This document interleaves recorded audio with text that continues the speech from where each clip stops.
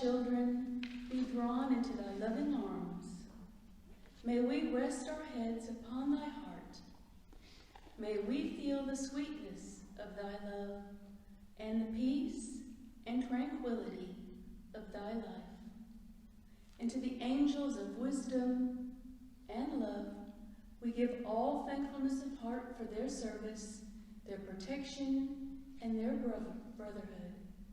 And in the revelation of the great and holy truth, which is known in heaven and is revealed to every soul who responds to the vibrations of heaven, may we, thy children, receive according to thy law of the Spirit. Amen. Amen. Please join us, and we would like everyone to sing these hymns. We don't have Joni and Annie today. Our opening hymn is He Yet Gathers Together, number 313. We gather together.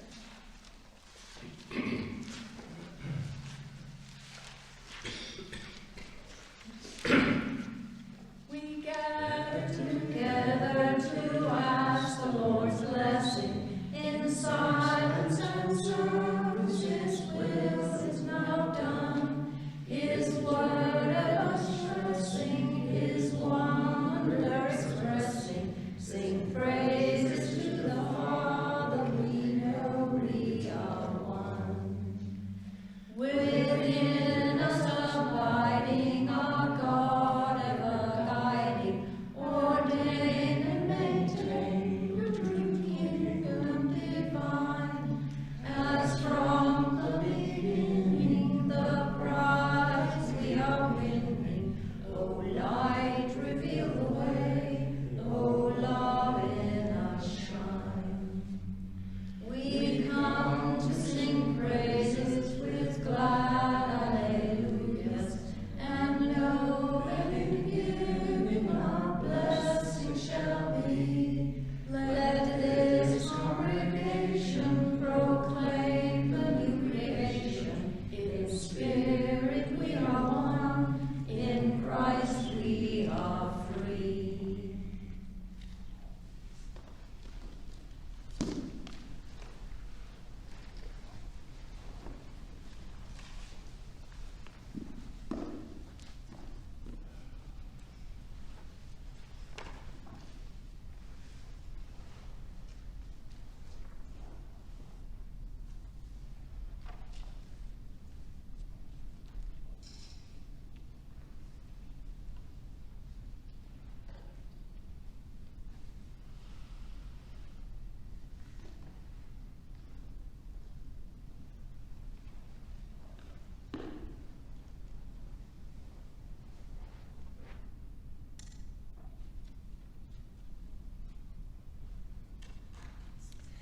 And so we gather again, once again, to celebrate the light, realizing that we are, in fact, the central altar, and that our mandate, if you will, is to let our light shine ever more brightly. And would you join me in the lodge invocation, please? May the light of Christ Shine in my heart, stand guard of my thoughts, and guide my speech and actions into the ways of service. May the light of Christ shine in my heart, to heal the sick in mind and body, to comfort the bereaved, to sustain the weary. May the light of Christ illumine my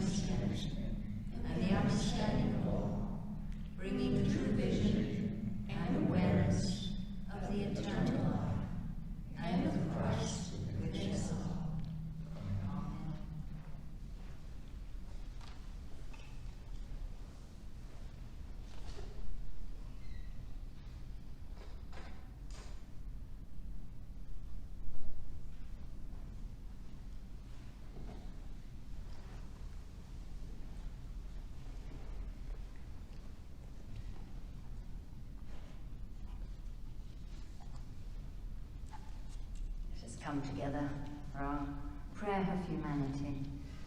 And by coming together, this isn't something that we necessarily have to do physically. It's coming together from the heart, wherever we are, into that beautiful point of light that we all have inside ourselves, the real self.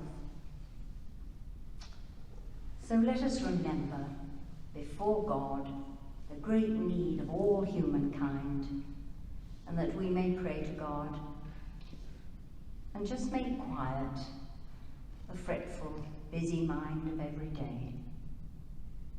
Let us open our hearts to the Father, Mother God, to Christ the Son, to the Holy Trinity of wisdom, love, and power.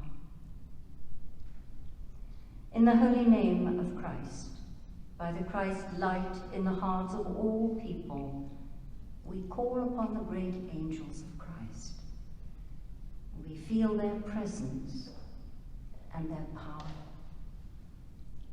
We attune ourselves to the prayers of all men and women of good will. And being thus prepared and ready before God, with all the will of our minds, with all the love of our deepest hearts, we send forth the light.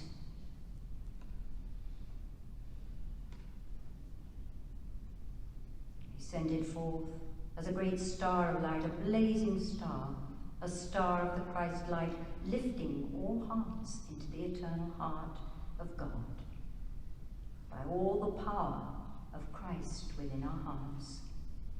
We send forth the light to the world.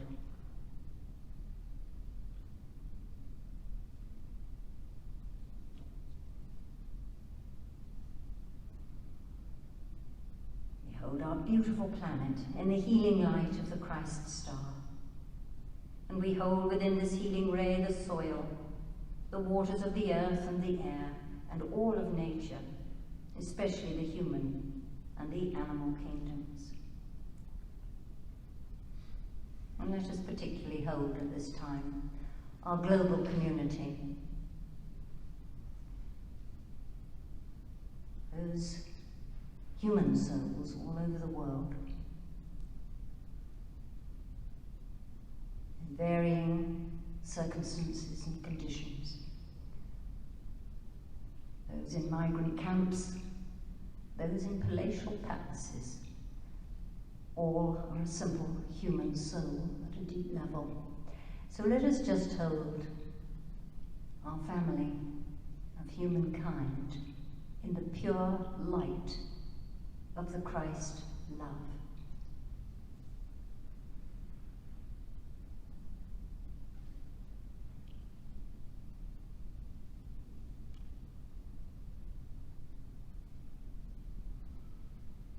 So now we hold in the Christ star the soul of the Americas, the soul of all the people of the Americas. May the light of the Christ star shine through the hearts and the minds of all the people of the Americas to bring healing to mankind and a deep reverence for all of life.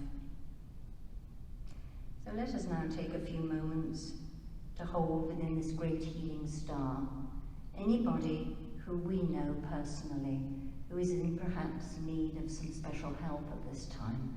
Just let us see them perfect in the light.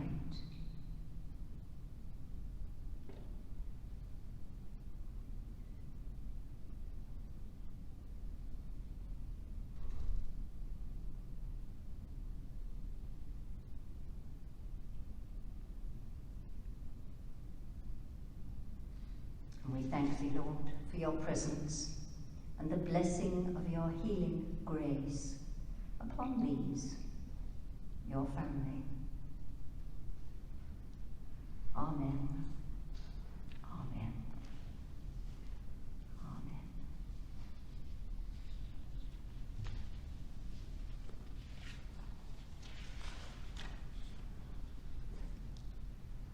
Our Father, who art in heaven, hallowed be thy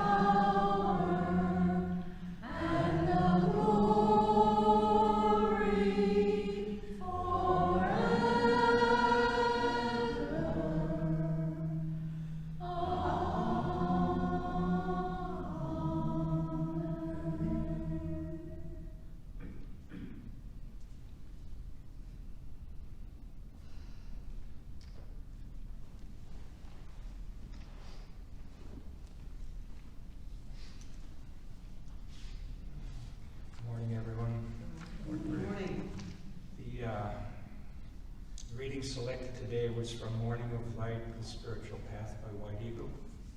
And it's entitled The Miracle of Light. You may have asked us why the divine creator has decreed that the souls of men must leave a land of heavenly bliss to journey down into the world, and why that individualized soul of every man must presently, by its own effort, struggle back again to the heavenly places. You believe that if you knew the reason for your suffering and limitation, it would give you a new incentive and purpose. Naturally, there is a purpose when souls, breathed forth by the Creator, are directed down through the spheres to this dark earth, a very grand purpose. When individual man at last glimpses the plan for the spiritual nurture and evolution of God's child, himself, herself, he will live in peace and patience, for then his soul will rise to touch again the fringe of heaven. We can never overemphasize the reality and constancy of the divine love and care of God for each human soul, the wonderful, all-enfolding love which is far beyond all earthly understanding. It is a paradox that because of this very love, the little spark of the human soul is sent forth on its long journey earthwards. For if the soul did not descend into the darkness of matter, it might never become conscious of itself or of its latent powers, or ultimately conscious of its God. Excuse me. This, in a few simple words, explains the real purpose of the soul's journey. For under pressure from the darkness of earth in time, it gradually opens, as a seed sown in the soil does under rain, warmth, and sunlight. In other words, the pressure of so-called hardness, stress, and evil working upon that seed or soul forces growth from the unconscious into the conscious state. Through many ages, it grows and becomes ultimately master of matter, master of itself, and fully conscious in matter of the light and love of God. So far as this earth plane is concerned, the soul must master its weaknesses, both of the flesh and the emotions. It must do so because it is essential to its purpose. When it has learned self-mastery, then at last it is free. It has become fully God-conscious, and so become at one with the Father while yet on earth. So you will see that there is indeed a purpose, a grand plan in the hands of the great architect of the universe, a plan which is detailed and beautiful in order and in design. You must learn to have patience and confidence in God. Should you suffer any injustice, real or apparent, always try to remember that all human life is governed by divine law and divine love. And there is no innocent or wanton suffering. You appear to suffer unjustly, but only because you have yet to develop clear vision or clairvoyance, which can reveal your past and future. Until you have done so, you cannot recognize the outworking of spiritual law, which is taking place, or see the play of unseen forces upon your being, nor can you understand the setting in which you, a jewel from the Father's crown, have been placed. No man can escape either the joy or pain which he has earned. Man is like a magnet, and like a magnet attracts to himself that which is himself. This is inescapable law. In other words, he attracts to himself conditions similar to those which he constantly creates within himself, and which he is ever externalizing from himself. We would speak particularly about fear, because fear corrodes and consumes the happiness of a vast number of human beings. Fear of life, fear of the future, fear of loss, fear of ill health, fear of separation from loved ones, and above all, fear of death. Fear seems to be the greatest enemy of mankind, and the first thing that man must strive for is to overcome his fear. How can poor earth man, with all his pressing worries and problems, prevail against fear? There is only one way, my brethren, and this is to withdraw from the daily conflict for short periods, but constantly. We mean by this that man has to learn to become as a little child, and if he finds it helpful, even to go down on his knees, or at least to bow his head in prayer and thanksgiving to his Heavenly Father. He must daily withdraw from the turmoil of his outer existence and seek the place of silence within his own being. Here he will be brought into contact with God, the great white spirit, because the little spark of spirit within his own being will be reached, be responsible to that infinite and eternal, that sweet and holy power. This experience cannot come to any man by reading books, or studying the history of the nations, or studying the religions of all time. It can only come to man as he endeavors to seek that silent power, that gentle, pure love, which he will find deep within his heart. A brother of the great white light, which is the Christ light, fears nothing, because he is secure in his knowledge of the love of God. In spirit, there is no separation. In spirit, there is no sickness or darkness. In spirit, there is no fear. What have you to fear? Do you fear separation from a loved one? If you are in tune with the infinite spirit, death holds no terrors. We say also that anyone who may feel fearful about sickness or about surrendering their body to medical attention, have no fear, because we assure you that your fear will not happen.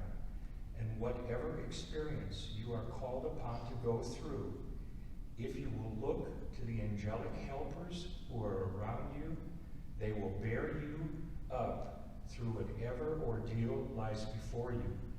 You will be amazed how little you have suffered and how beautifully the spiritual power has helped you on your journey. Be comforted, my children. Be of good cheer. Watch and pray.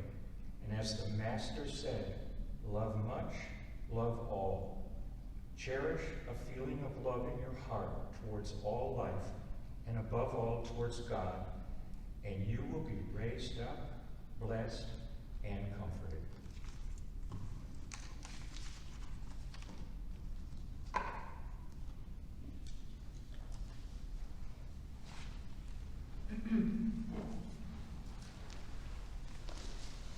Please join in our second hymn, number 305, For the Beauty of the Earth, number 305.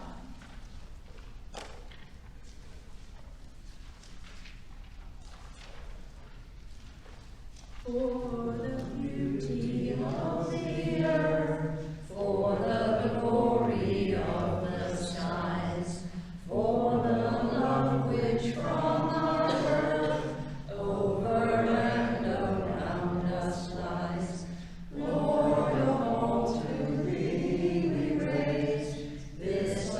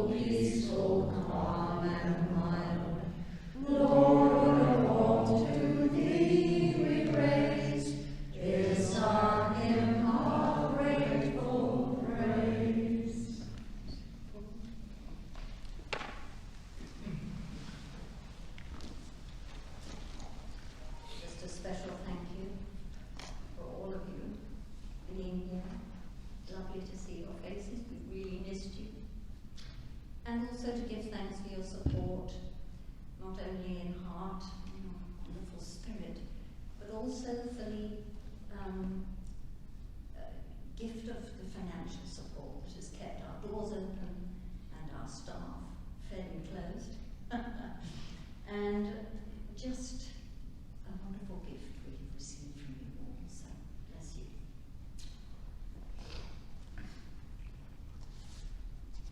Now, we have quite a little story about this. I had thought and seen a wonderful little article some years ago entitled Children of Light. And so I gave the reading to Ken, and I said, well, did you like it? And so I didn't get an extremely delightful, oh, this is a wonderful reading. It was a lovely reading, but he has chosen the reading today, which was so exactly and so much better. So I do thank you, even though it threw a loop in my talk. And then, of course, I was down in the office typing away, and it wouldn't print. I tried and tried and tried to print, so I thought, okay, this is just another test. It isn't going to print. So luckily Diane was in the office and said, send it to me, and she printed it. So at least we've got something instead of deathly silence. So I thank you, Diane, as always. I think we've all noticed at this time, with the restrictions and with the really chaos going on in the earth, alternatively, there is this enormous power that is flowing into the earth. And if we're quiet for a little while, we'll feel this wonderful light. So, as always, we have a choice, don't we? Are we going to be fully in our minds, or are we going to take time to go into the heart? There is a wonderful harmony of light which each one of us can tap into. It's always a choice, isn't it? Remember, this is a time when it becomes so vital to be, yes, in the earth so we can be useful, but not of it. To be swayed and pulled and pushed and pulverized and all the rest of what we see around us, with all the many different conflicting opinions that are on the mass media, well, I don't think many people have a newspaper any longer, but on our media platforms. And so the little mind says, well, what should I believe? Instead of realizing if they go straight into the heart, into the real heart of things, they'll know exactly what to believe, that all is actually very well. And what we are being asked to do is to choose whether we're going to live with the mind of earth or whether we're going to live with spirit. It's hard, isn't it, not to take and make strong opinions, because some of it is also absurd. Yet we must become as our beloved Master, stilling the storm of emotion, calming the waters of the earth, and bringing through ourselves that healing balm. That healing balm is able to flow through us only when we're peaceful inside. We can talk about peace, we can think about peace, but we're actually not being peaceful until we are peaceful, and then it's got a clear channel to flow through. It's an uncompromising focus, and it's then able to flow into the world, creating the future which we all envision and hope for a joyous, harmonious, and happy life. So what is it that might interfere with this lovely ideal of living with spirit? Most probably our fears. Fears for our own personal well-being, fears for the future. It's always good to remember that this state of fear is in the mind and not of the heart. Science tells us that 1 minute of anger weakens the immune system for 4 to 5 hours. 1 minute of laughter boosts the immune system for 24 hours. J.B. Priestley has some advice. Try to regard your states of mind as visits to to places. For instance, now I'm in an angry place, or a melancholy place, or a fearful, misunderstood by everyone place. The point is, if you do this and don't identify yourself with these states of mind, remember they're not you. And he says it really works. To see and separate oneself from the emotional body. Okay, we're experiencing this, let's observe it. Let's not get drawn into it and thrown off our center or our base. White Eagle is very clear when he tells us that when there is a great outpouring of light, there's always a certain amount of shadow. But in time, the shadows disperse and the children of God enter into the fullness of life and light. This is no time for any of us to be complacent. All our efforts of mind and heart must plough the straight furrow, bringing our creative thought of a world that we really want. The earth is full of people at all levels thinking they might have the answer to the problems. All the legislators, the governments throughout the world, the doctors, thousands of also spiritual groups, all doing their best to try and find an answer. But you know, so many are tapping into the wrong space. Yet some are called workers for the light or children of the light. So you might ask, who is a child of light? In the Gospel of Matthew, there is a phrase, which I expect we're all familiar with, which says, "By their fruits you shall know them." Know whom? White Eagle says these are the children of light. We'll know them by their lives, by their speech, by their character, by every thought, word, and deed. A child of light will be known. Children of light do not take sides, do they? They don't disagree with somebody else's spiritual path, or say that they are in possession of the only truth, when the only truth we know is actually that which we individually have uncovered ourselves.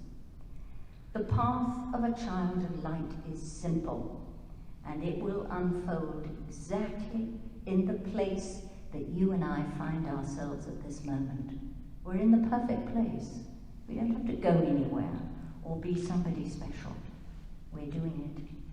There's a story about an innkeeper many years ago in the Middle East, and he had run this inn for years and years and welcomed people and made them comfortable, fed them and sent them on their way in a happy and harmonious place. Well, as he grew older, he thought, well, I really need to be studying the scriptures. I really need to learn more of the ancient wisdom so that I may serve in a better way. So he let his son take over the running of the inn. Now the son was what many of us might call interested in the bottom line. What was he going to get from this? And so this was quite distressing for the father, who began to look at what he built and see what had happened. And so he prayed about this at a deep level, and his innermost spirit spoke to him in saying, "It is not what you know, it is not the brilliance of which you speak, it's the kindness and the love you have shown to these many travelers over so many years. This is your work, and this is how you grow towards the Father, Mother, to God. It's by the simple daily acts, not by knowing the scriptures. You may not even know one word of the scriptures, but what you did know is how to love." The truth of our being is universal, isn't it? And the truth finds its roots in our spirit. Spirit being universal, we're all part of this same spirit. And those we might perceive of in the world now as the dark side are in fact members of our own human family. And it's only when we're able to embrace the spark of light however dim, within all aspects of our family or fellow human beings, can we bring a resolution. A wonderful, quiet and gentle peace may steal over us then, billions of human beings who will eventually realize they were all part of each other. So may we be numbered as children of the light, keeping on in the finest way we can, striving to think positively and kindly and constructively of each other, seeking not to judge, and how hard this is. The teaching of love and brotherhood must eventually be accepted and applied to every aspect of our life. White Eagle says, never despair for mankind or for the states of the nations around the world at the present time. Don't entertain any thoughts of fear for the future. We come to tell you that the light of the great ones is shining upon the earth and is slowly but surely manifesting itself through the hearts of each one of you. So we speak to the children of light, knowing that the numbers are not quite enough as yet to send forth that light with sufficient power. So there comes additional light from the world of spirit to help and reinforce our efforts. So just how do we project this light into the world? By fulfilling the law of love. Very simply, by fulfilling the law of love in every aspect of our daily life. There is no other way. You cannot legislate love. So let the barrier of all perceived thought about the state of the world just evaporate. Leave nothing but the light to fill ourselves and the world, and you may depend that it will, with enough of us doing the work. White Eagle says, O Great Spirit, gather us into your heart of love. Unite us in spirit. Give us the strength to sustain your wisdom within our hearts, our minds, your wisdom, your love, and your peace. So let us now come together, very conscious of that divine spirit within the heart. Just bring our focus right down into the heart.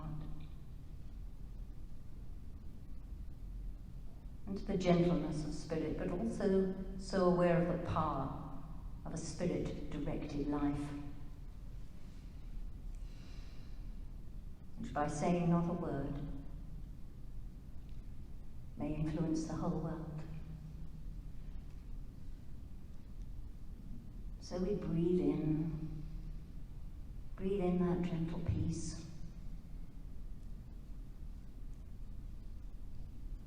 Being aware that in our midst there are those myriad of souls, of lighted beings who have served the earth, who come again to support us at this time. This time of testing, this time of change, this time of illumination of the human spirit. So we are aware of the Master's love within our midst. And these beautiful rays, given through those simple symbols of the bread and the wine. Bread to sustain us in our journey, and the wine, which is the magical spirit, which illuminates and moves us forward on the path. So just in the silence, let's be still, accept those gifts if we choose, and the blessing that flows.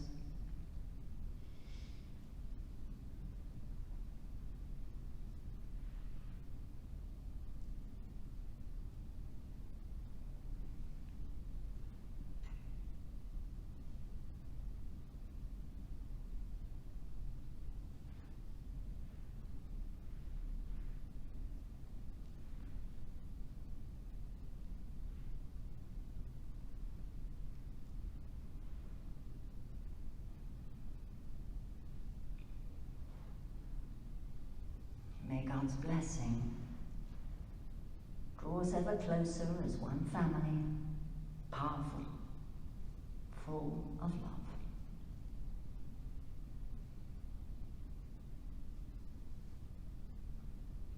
In the name of the Father, Mother, and Christ the Son, we give thanks for our creation.